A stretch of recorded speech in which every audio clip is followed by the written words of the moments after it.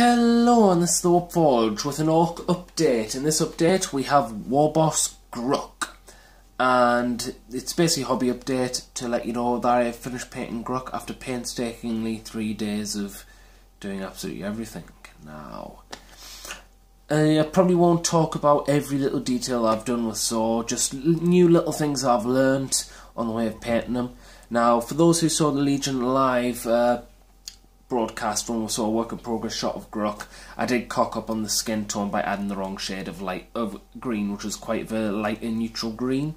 I added a green Thracker wash on the side jaw here, and it looked fantastic. So I literally just gave the whole thing a massive wash everywhere, and it looked absolutely fantastic. Talk about a miracle at the last moment in the context of painting. That Thracker green wash, like 10 out of 10, 10 out of 10 would paint again with this. Just absolutely brutally good. As you can see, I washed it and then I just stayed slowly with thinned paint of the same green, actually, Elysian green. I just slowly laid it onto the raised edges, like, as you can see, around the jawline, around the eyebrows, where I'm particularly proud of, around here, because it brings out the model, around the ears a bit, around the chin there as well, and all that. Again, steel work was the same as I usually do. What is it? Gunmetal metal from Game Colours, Vigello or lead Belcher metal will do the job just fine. Then just cake it with sepia wash. Rockets, the same way I always do, white paint, bone white or dark bone base coat, and then apply the white on top so that the white becomes a thicker pigment. Reds, as per usual, dark red, then slowly layer on a neutral red, then do a harsh highlight right at the tips, especially here and on the rocket, of not the brightest of reds, but the same red, just for more of a harsh contrast so that it pops out a bit more. Bandages and bones from like the teeth and stuff is how I usually do it. The brass edgings are how I usually do them. One thing of note is probably the clothing and the armour plate on the shoulder pad here are both exactly the same. What I did was a cold grey and Abaddon black, cold grey from Vigello, mixed them together to produce a very dark grey, dry brushed it everywhere, gave it a wash of Badab black, or whatever black you use will be just fine anyway. And then once it was washed and dried, I added then harsh highlights of the same colour, and it really, well, of the mixture that I've made, and it makes the same contrast, it makes the same, it pops out the miniature even better. Now, obviously, the placement of where you put these highlights is always essential. I always put it to raised edges and stuff, as I've seen on the shoulder pad. And as you can see, just past the skull there, behind his head, you can see the top of the shirt. Again, another highlight, bam, does the job, good and proper. Boots, red. Red boots cause faster feet.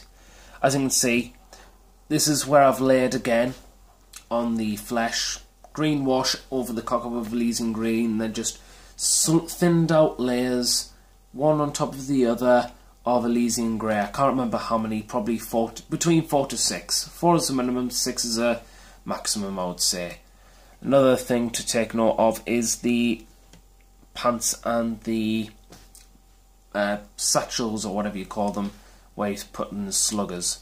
I used a mixture of charred brown and leather brown from Vigello's Game Colour range, applied it as a base coat. I then added a bit of Citadel layer Usabi bone, or Ushabati. I think it's Ushabati. I can't pronounce it, and it's 2:30 in the morning, so I can't be asked to pronounce it properly.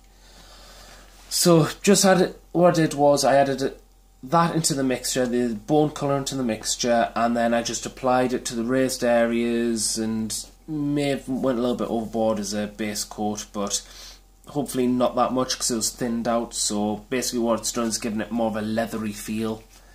So I'm quite proud of that. The colour of the skin of the squig and the hair here is basically the Visuals game colour turquoise. It's literally just called turquoise, unless you want to go by its French statement of Halcon Millenario, if you want to be precise with your French, but in English underneath it just says turquoise. So Visuals turquoise, Visuals game colour turquoise. Now I just washed it down with Azurum and blue. So I did for the wiring here as well. New thing I've added to the gun was and the power claw to an extent, was that I dry brushed the gunmetal and where the light was going to show, as we can see here, just to make it pop out a little bit more so it didn't look like I just added two colours. Bandages and bone exactly the same. Again, the skin is exactly the same as the hair, as you just saw, the hair tuft. What I've also done was, when it was all dried and washed down, I then added for raised air on the raised areas, like I did with the orc, well, with the Grukk flesh. Just did turquoise instead of the Elysian green, and did quite well actually, if I'm honest. The only thing I can really say is another thing that caught is the fingernails that I did new, which was a mixture of here they are, Visual game colours turquoise and Citadel layer Temple Guard blue. Made a very nice palish, I wouldn't say obsidian obviously, but quite crystally accurate to what heavy metal paint.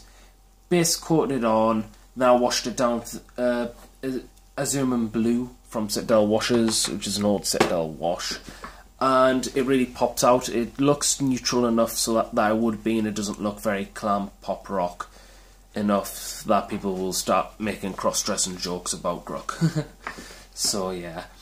I think a little thing that was new as well was I wasn't as heavy when it comes to the gore here on this claw. What I did was I didn't add as much black to the red. I did first as a base coat, but then I started putting more red into the mixture just for layering. A few, like one or two thin layers, and then I added the blood and gore, which really made the whole claw pop out. If I can zoom in on it, as you can see, it really made the claw pop out, I feel. So there we go. Aside from that, metalwork was the same. I got a bit lazy around the feet, and I just did the base coat a few times of red gore from the gory red from the Visuals game colour range. Yeah, gory red, and then dry brushed. What was it again? It is the Evil Sunz Scarlet on top. Has a good enough effect. You can tell that's added a little bit of depth, but you'll have a look at it and you'll think that's a nice red, instead of like trying to get your molecules out and just look at every little atom on the miniature. Tongue, same as the blood gore, without the blood for the blood god effect inside the mouth of the squig, where it's just gory red, Ogrim flesh, Urgrok the earth shade, and it really makes the flesh look very tender and sinew and actually organic, like realistically organic. So again, that was Grukk.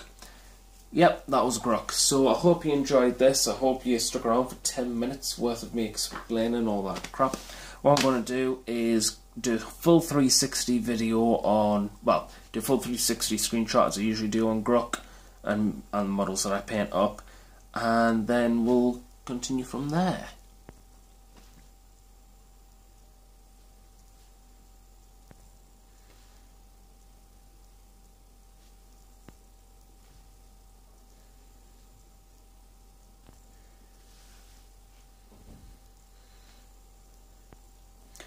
And that was Grukk. So hope you enjoyed this video on this update. Like I say, it's taken a day and an age. This model took me, well, I guess Grukk is slightly of a special case because he's a HQ and you usually put more time and effort into HQs. and B, it's not Grukk himself. He came in 3 major parts: his boss pole at the back, his squig, and the model himself. So I guess that's why it took 3 days around to paint him. But all in all, I'm happy enough with the result. I'm quite happy with how I've done the raised edges. I feel very confident in how to do orc flesh now. I feel very confident on what I'm doing with orc flesh, and all in all, I think this has been a rather large success, because one of the banes I usually hated about doing any model was green, and I feel like I've just cracked it now. So I'm really happy with the result. Hope to be showing this in future battle reports, hopefully. And if you want to see more progress on Orks or Night Lord Chaos Marines, then please give this channel a subscribe to watch out for future updates. If you liked what you see in this video, then please give this video a like. If you want to talk about anything in specific that I've talked about in this video, then please comment below. And if you think this is worth sharing to show a few friends, maybe for painting advice and all that jazz, funky jazz, then please share this video out to anyone, because after all, we are a community and we help each other out as much as we possibly can in all aspects and all forms of the hobby. So, hope you enjoyed this video. This is the Warboss signing out, and remember, keep on forging.